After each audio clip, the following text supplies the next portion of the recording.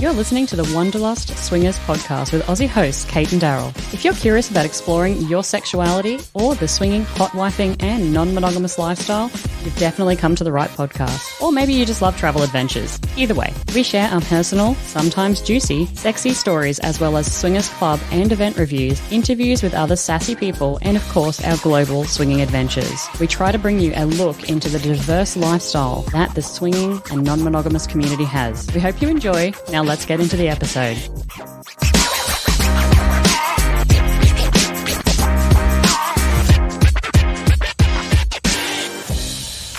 G'day everyone and welcome back to another episode of Wanderlust Swingers. Yes, that is correct. If you have been listening to us for a little while and you caught our bonus episode recently, we mentioned that we are changing our name from Swinging Down Under to Wanderlust Swingers. We are in the process of updating all of our domain details, but don't worry, the RSS feed, this podcast feed, as well as our website details are all going to be redirected. So no need to worry about heading elsewhere. You'll still be able to find our podcast as you found it today. Exciting news. This episode is actually all about cuckolding and cuckqueening. Now, if you aren't really aware of what those terms are, we delve into the psychology behind them. Interestingly enough, when Daryl and I first started our journey many years ago, he mentioned the term cuckolding to me. And I went and I Googled it because I had no idea what it meant. And the results came up with a lot of information about humiliation and really focusing on BDSM. That information, of course, was very one-sided, very biased into how that person approached cuckolding. And we know that there is a lot of information out there on the internet that is just not correct and not appropriate. And because Daryl and I don't know enough about this particular topic, we reached out to Dr. Justin Lehmiller. And today on the podcast, I interview him and we talk about cuckolding.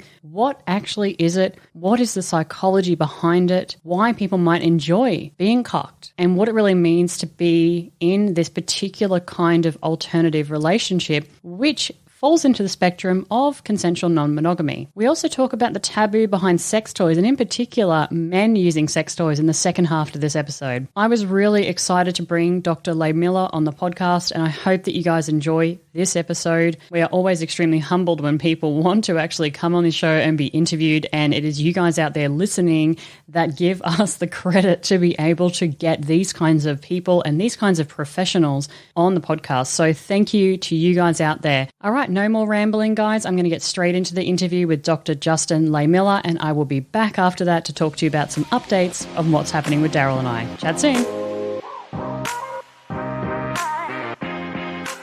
All right, everybody, and welcome back. I'm extremely excited to bring this next guest to you, and I would like to introduce you to Dr. Justin Lehmiller. Thank you so much for joining the podcast, Justin. Thanks for having me here. Now, you are a social psychologist and research fellow at the Kinsey Institute, which a lot of our listeners know about, and please do go and check the show notes if you're unfamiliar with what the Kinsey Institute is. You are a resident expert at Love Honey. You run the Sex and Psychology blog and podcast. And of course, you are the author of a very popular book called Tell Me What You Want, which I personally love. So everybody out there listening, we are extremely excited to have Justin on the podcast today. And we are going to be talking about cuckolding and the truth and psychology behind it. But before we get started, Dr. Lehmiller, I would like to kind of delve into a little bit about you for our listeners who may not be aware of who you are, but what inspired you to explore the psychology of sex and relationships? What led you down that path? So I went to graduate school to study social psychology and specifically focus on the psychology of romantic relationships. So relationships was something that was of great interest to me, but it was interesting. I found during my graduate studies that I was studying relationships, but no one was really talking about sex, which is kind of weird because sex is really a huge component of most people's relationships. And so it seemed like this kind of missing, neglected area. And in fact, when you look at a lot of the models and theories scientifically of relationships, many of them just don't even mention sex at all. You know, part of what inspired me to go into this was that, you know, it was just kind of this curious omission that no one was really talking about sex. And, I also realized in graduate school, I knew nothing about sex either, because I went to Catholic schools for a lot of my upbringing and formal education. And so I didn't get anything in the way of formal sex ed, except for that day in the 5th grade where they separated the boys and the girls and told us totally different things about sex and nothing that was ever really useful. Like, I remember that day so distinctly. I was so excited for sex ed. I pulled out my notebook and I wrote sex ed in really big letters at the top of the page. And by the end of the course, I realized I had written nothing because I left more confused than I went in. So when I was a graduate student at a big state university in the US, I had this opportunity to be a teaching assistant for a human sexuality course. And that was really my first, in my mid-20s, my first real exposure to scientifically based sex ed. And that course just opened up my eyes to how little I knew, how little most other people know, and how there's just such a need for more scientific research in this area. So, that's another big thing that really inspired me to go this route, was just that recognition of how important this topic is and how little most people know about it. That is amazing. And it is important to note for everybody listening as well that Dr. Lehmiller is actually an award-winning educator. You've been honored 3 times with Certificate of Teaching Excellence at Harvard University. This is no joke. I mean, you have, as you said, explored something that you thought was missing from the relationship education and then taken this to a whole new level. So thank you for all that you do. Now, you mentioned there a little bit about your Catholic upbringing, and we've just actually moved from Singapore to Europe. We're now in Croatia. And I can tell you now that the curriculum for 2021 for sex education in Singapore is still abstinence. And that's kind of what they're doing there. I mean, even now in 2021, they're not really educating, students on sexuality, what it is, let alone safe sex. And so my question to you is, how did you grow up? Did you grow up in a sexually open home? Was sex positivity and openness something that you were familiar with, or did you have to, even with your own self, really work on this and grow as you've also been through your education? Yeah, so in my own home environment growing up, sex wasn't something that was really talked about. It was a pretty taboo topic of conversation. It wasn't like there were sex books around that I could consult. Like, I think my only resource was to look up this dusty set of encyclopedias we had in the basement. The Encyclopedia Britannica? Yep, that was my go-to source of sex ed back then, because the internet, we didn't really get it in our home until I was in my mid-teens, and we had like this America Online subscription with 5 hours per month total for the entire family to use, and there was always somebody else sitting at the computer with you. So even like when the internet came into our home, it wasn't like a place I could even go to look up things about sex. So I learned mostly through the limited sources that I had and through friends. And I think that's a big part of the reason why, even going into my 20s, I still knew so little about sex, because I just didn't have any reliable sources of information. Now, I will say that, even though sex wasn't something that my parents and I really talked about much growing up, my parents are very proud of me as a sex educator now. And, we have much more open conversations and discussions now than we did when I was growing up. So I'm very thankful that they're supportive of my career path. Fantastic. That's actually really, really interesting. And thank you for sharing that piece, because I was curious how, your family would have reacted to the direction that you've gone. And it's fantastic that they are so supportive. I love that. I was just going to say a funny story. I wrote an article for the Washington Post a couple of months back about cuckolding, and it was specifically about the Jerry Falwell Jr. scandal. And my dad was out gardening, and one of the neighbors came up to him to talk to him about my Washington Post article on cuckolding, which I got a kick out of. So I think my dad did too. But. That is hilarious. I love that. That is amazing. Thank you for sharing that. Oh my God. And actually, speaking of cuckolding, I really wanted to take a moment to really delve into this, cuckolding and cuckqueening in particular. And I know that you've done a lot of research. You've written a lot of articles about this, and we've noticed that it is becoming more popular. Okay, and just one look at kind of Google statistics or podcast downloads will definitely show you that cuckolding is up there in terms of the searched items. In some research, however, we've personally been confused by what cuckolding is, and I know some of our listeners might be as well. And one of those confusing items was that the relationship to humiliation. And just to give you, I guess, a quick kind of, delve back into our relationship from monogamy to non-monogamy back in, I think, circa 6 years ago. My partner came to me and he said, "Oh, I'm interested in cuckolding." And I went online and I Googled it and it said humiliation. And of course I went to him and I was like, "Really?" And he said, No, that's actually not what I mean. It's more hotwifing. So I really want to delve into this with you, take away some of those misunderstandings. And there is a lot of data out there that is just, I guess, inappropriate or non-truths. And so we really want to talk about that. My first question is, in your understanding, in your opinion, what is cuckolding at its core? Cuckolding is a term that some people might define in somewhat different ways, and that's okay. And that's true when we're talking about anything that falls under the umbrella of consensual non-monogamy. Everybody's got their own definition. So for me, I use the term consensual non-monogamy as the umbrella term for any type of relationship where there is explicit agreement amongst the partners that there can be more than one sexual and or romantic connection at a time.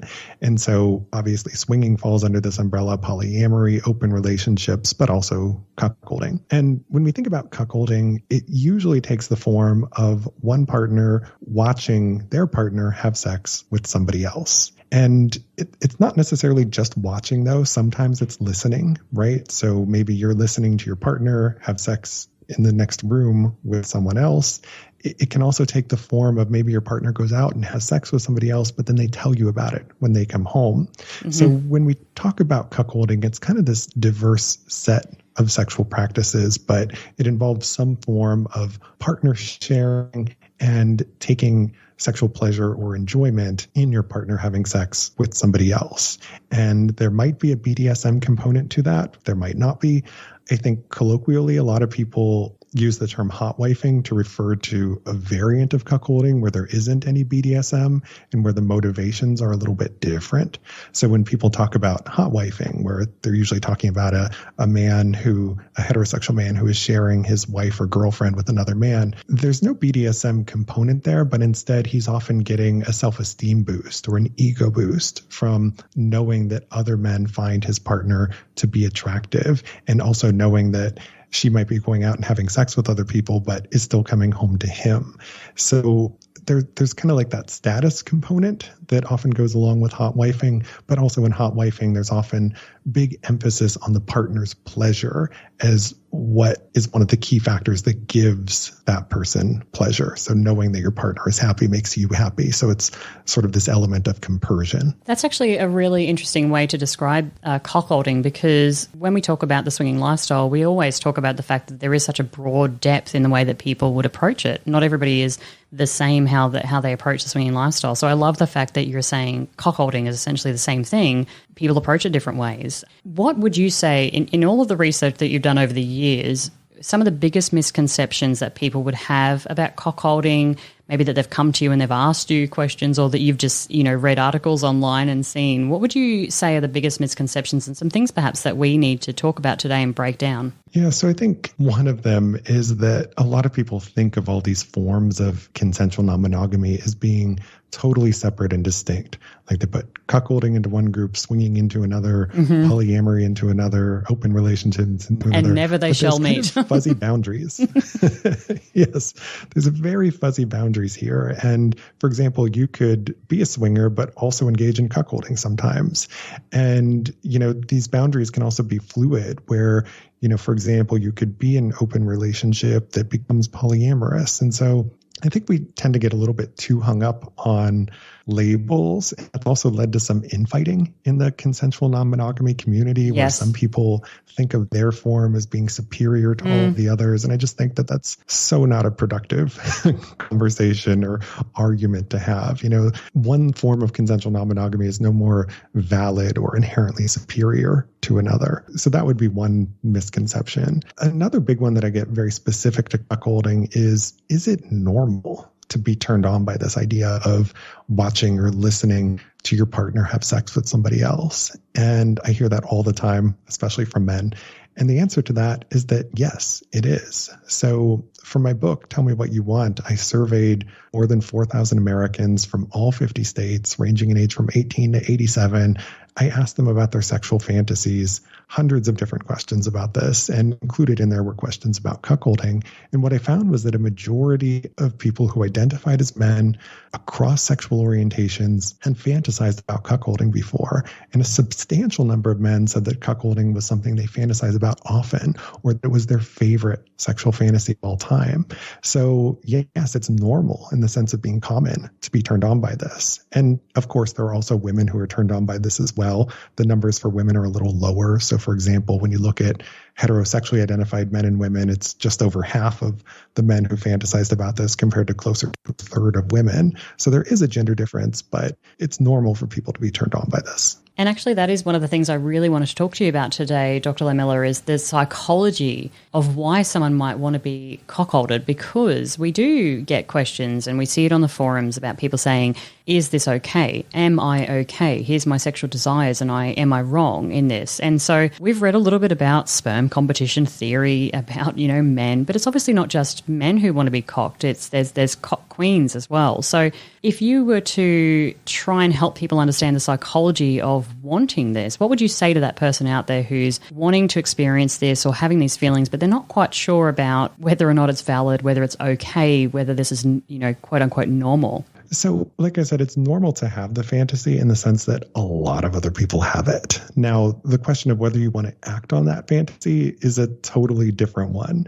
And, we can talk about that more a little bit later, because acting on fantasies is a totally different thing from sharing them. And it's a totally different thing from just having them and enjoying them, during solo play or masturbation. So yes, just in terms of whether it's common, yes, it absolutely is. And in terms of where it comes from, this is something that I dive into in the book, is to look at what is the psychology behind our sexual fantasies. And our fantasies have very complex origins.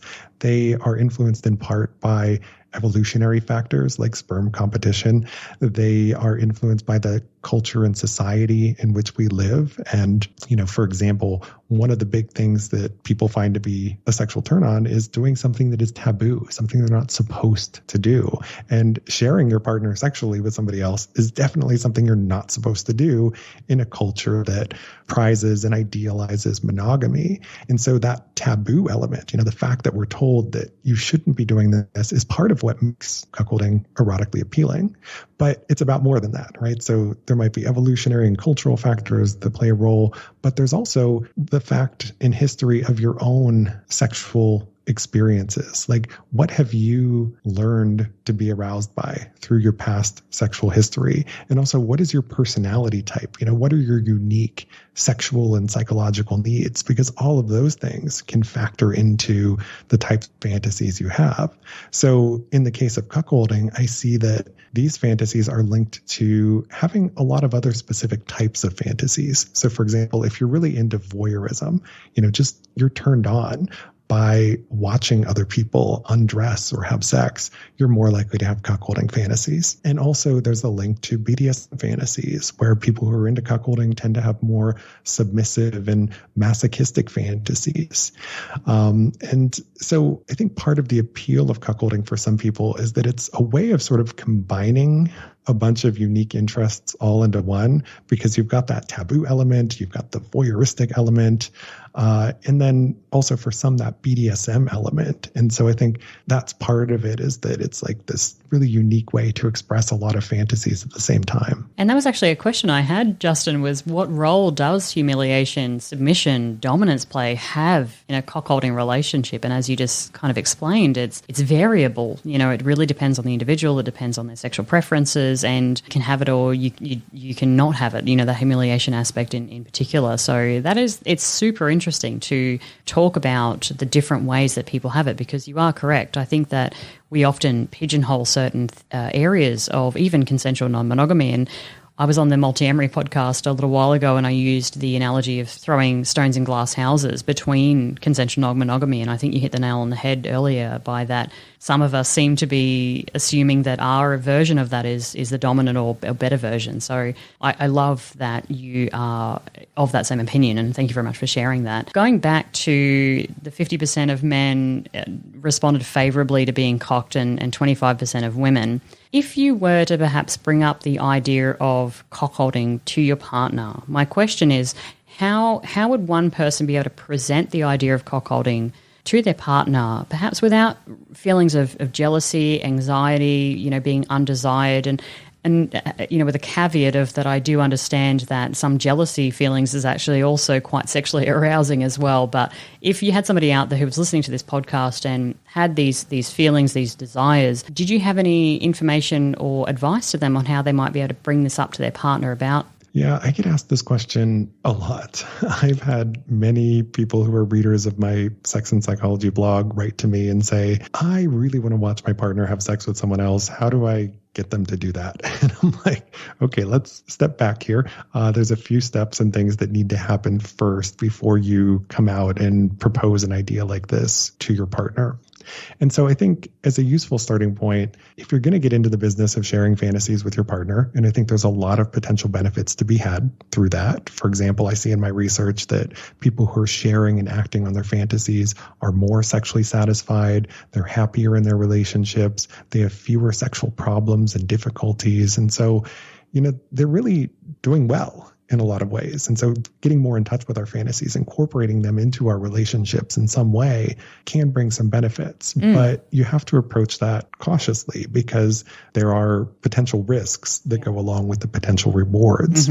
So when it comes to sharing a fantasy like this, I think it's important to first have really good sexual communication in your relationship and, have that trust and intimacy. And so if you're just getting started sharing fantasies, don't come out with the most adventuresome ones right away. Maybe start at the more vanilla end of the spectrum and use that as an opportunity to learn about each other, to build up the communication, the trust, and all of that stuff that's going to be necessary later on when you start getting to the more adventuresome desires. It's also important to think about the way you frame the fantasy. So when people present a sexual fantasy, any fantasy, to their partner, it's not uncommon for a partner to feel insecure or threatened by that because they might be thinking, their thought process might be, well, clearly they're not happy with me or the relationship or they're dissatisfied. And so they take it personally. So I think when you're sharing fantasies, it's really important to validate your partner in the process. Let them know how sexy and attractive you think they are and how the sex that you're having is great. And, use that as a way of then introducing the fantasy and then also talk about what your partner's getting out of it too. Don't just make the conversation all about you and like, here's this thing that I want to do. What's in it for them? So I think that, those can be useful starting points, and also choosing your time and place appropriately when you're sharing fantasies is another key one. Ideally do it when you're both already sexually aroused, not like first thing in the morning over the breakfast table or, at dinner when you're out in public when other people can overhear. So choose a private, quiet location where you can have an intimate chat and where you're both already sexually aroused. That's great advice. Actually, one of the things that we joke about on the podcast is if you are thinking about bringing up the idea of any kind of consensual non-monogamy is don't do it when one person is literally putting the kids' dinner down and, trying to get the lunches ready or putting everybody to bed or getting everybody showered. Pick a time and a place to have these conversations. So, yeah, it's funny that you kind of echo that sentiment. Well, and there's another reason for that, and it's because when we're sexually aroused, our disgust response goes down. So things that you might normally find to be gross or disgusting become less so when you're turned on. And so when you're sharing things like fantasies, you're likely to encounter less resistance if you're sharing it at a time when you're both already in that state of arousal and disgust responses go down. This is also part of the reason why when people watch pornography while they're masturbating, like as soon as they orgasm, it's like they can't close out of the window fast enough, right? Yes. Because that disgust response comes flooding back, right? And so you can use that to your advantage when you're having sexual conversations with your partners, to choose that right timing of when to bring new things up. I have never heard the term disgust response before, and it actually makes so much sense to me. And as you were saying that, I was thinking immediately porn. You know, I used to have this joke with an old flatmate of mine, and I said it's like eating fast food, you know, really greasy burgers. It feels really good while you're doing it, but then afterwards you kind of feel a bit disgusting. I liken that every now and then to some porn that you might watch. And as you said before, it's like, okay, I've had the endorphin rush and I've orgasmed now, and like now I've got to get back to my daily life. You know, I couldn't possibly enjoy that porn. So no, that's fantastic. Thank you. And I will be doing a little bit more research on that disgust factor. It's fascinating. You mentioned earlier about having these desires and having these feelings, but maybe not necessarily playing them out in real life. And it's actually something that we talk about a lot, is having these fantasies with your partner, but it doesn't necessarily mean you need to bring somebody else in the bedroom. So what I want to talk about now for our next section is the role that sex toys might play in discovering your own sexuality, your sexuality with your partner, how they can treat sexual difficulties, and the stigma in particular of men using sex toys, and that can be a little bit taboo because sex toys traditionally have been marketed towards women. So let's talk about that for a little while, Justin. In your experience, why do you think there is a taboo or stigma, particularly behind men using sex toys, either as a solo single man or even within a relationship? So I think part of the stigma comes from the fact that a lot of men perceive sex toys as threatening, right? So and we're talking about heterosexually identified men here. You know, if you look at gay and bisexual men, they actually have much greater uptake and usage of sex toys. Yep. So this taboo, this stigma around men's sex toy use is pretty specific to heterosexually identified men. And like I said, I think part of it for them is it's kind of often perceived as a threat to their masculinity, where if their female partner is using a vibrator or dildo or other sex toy, that it means that he is inadequate or insufficient, or maybe he feels threatened because the toy is bigger than his genitalia. So I think there's a lot of that's wrapped up in it, but I think there's also a bit of homophobia that's kind of wrapped up in it as well, where maybe they see sex toys and using them, and especially if it's toys relating to anal play, like that would make them gay, right? If they were to explore and experiment with sex toys. So I think, you know, we're dealing with a couple of different things here, but ultimately I think there's a lot of insecurity that plays into this resistance to use sex toys, which is why we need to reset the narrative, right? There's nothing that you should feel threatened about if your partner enjoys using sex toys, and it doesn't make you gay or change your sexual orientation if you use a sex toy, right? So we need to flip the script here. Exactly, 100%. And actually, if there are men out there listening, because again, we are in a lot of forums, we have a lot of different groups that we talk to, and of course, sex toys comes up often. You know, you meet somebody at a swingers club and they're likely to say to you, hey, what's your favorite sex toy? Because people are interested in not only what's out there and available, but also it kind of gives you a bit of a key indicator on how that person likes to be pleasured themselves. But if somebody's out there listening, a particular man that maybe doesn't have sex toys, whether that's a sleeve or it could be an anal toy, what would you suggest to them? How do they get over that taboo of personally using a sex toy? It's a good question. And I think, you know, part of the advice here is that you approach it the same way as you approach incorporating fantasies into your relationship, where you start low and go slow. And, you know, I think this is a mistake that people sometimes make when they're buying sex toys, regardless of their gender or sexual orientation. They get the biggest, baddest toy in the block. The biggest dildo. Yeah. Yes.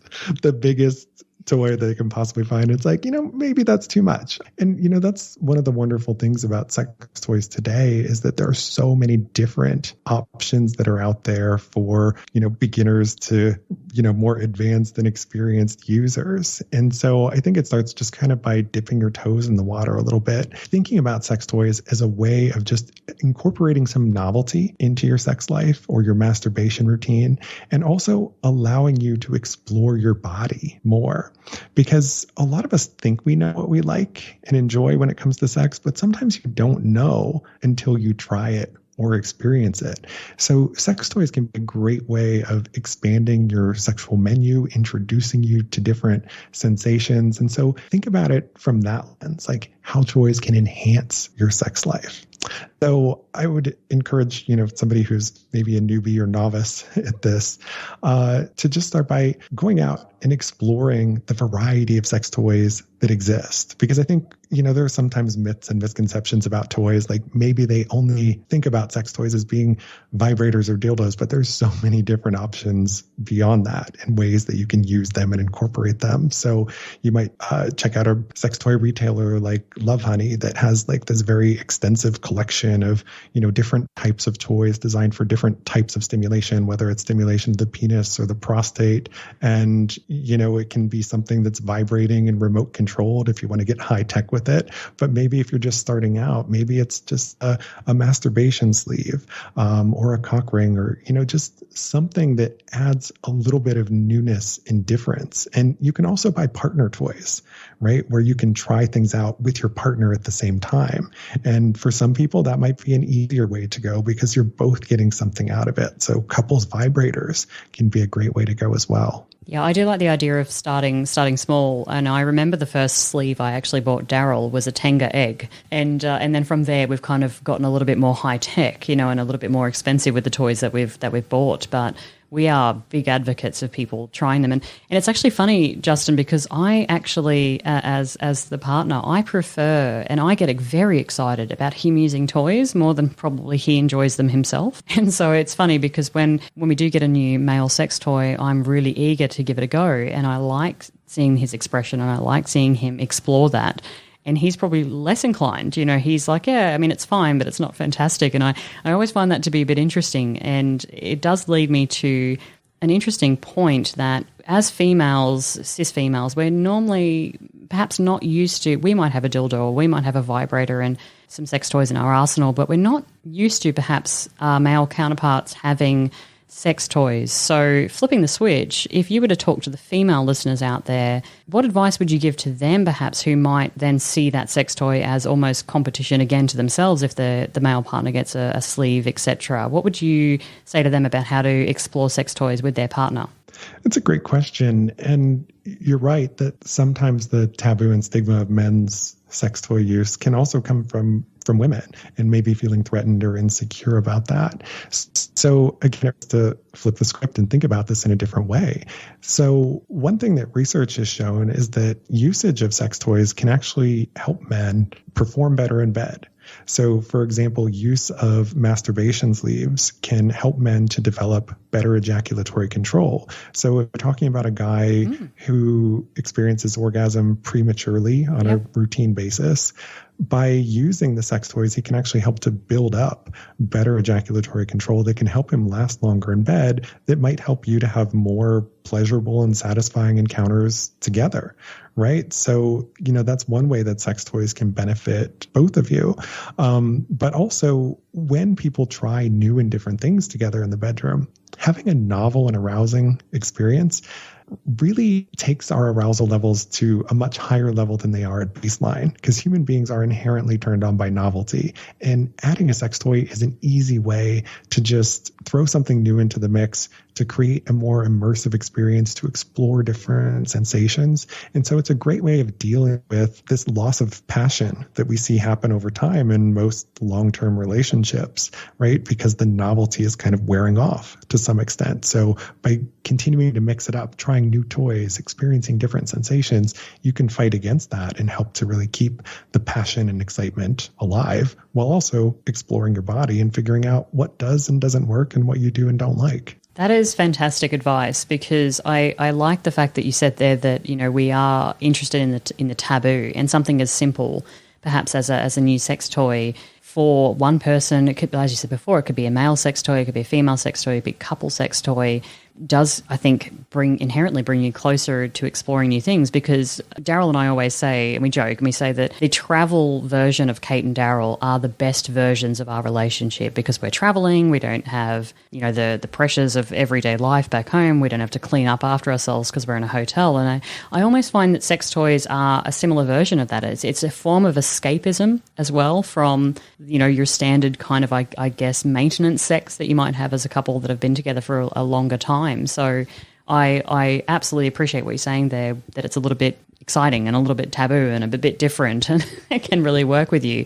Which does bring me to a topic that I really want to talk to you about, which is exploring your fantasies with sex toys. A lot of people, I'm assuming, come to you. They definitely come to us and they say, we want to talk about this, we want to share our desires, but we're not necessarily sure we want to add another person to our bedroom. So how can sex toys help people explore perhaps the swinging lifestyle or, consensual non-monogamy or cuckolding without necessarily actually bringing somebody into the bedroom? Yeah, it's a great question. And I think part of it depends on what it is that you and your partner find most arousing or appealing about the idea of cuckolding. And so, some people are just really turned on by watching their partner. And some people are really turned on by exhibitionism, performing for an audience.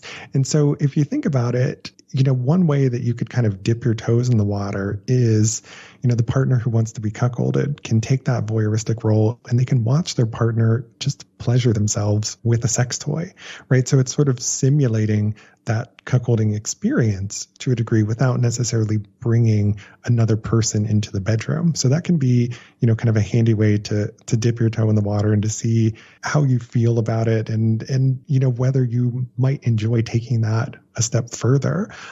So that's one way to go. I mean, of course, there can also be other ways that you could try this out without necessarily like inviting somebody else into bed, and that could take place virtually and, online, or it, could, take place where you're having sex in one room with your partner and, there's people in another room who are also having sex where it's, kind of like separate and distinct, but you can hear like them having sex. Again, it kind of depends on what it is that you're turned on by and what you really want to get out of the experience. But there's all kinds of ways that you can kind of test the waters and see where your comfort zone and level is before inviting other people into bed. And I've also found as well that in that fantasy role play scenario, we've been experimenting a lot recently with virtual reality porn. And I do think that is a way that, again, you could be using sex toys whilst the person, is having that virtual reality porn, and it's pretending it's kind of that role play that somebody else is in the bedroom, and just kind of feel out, does that satisfy your desires without necessarily needing to invite other people? I think it's a fantastic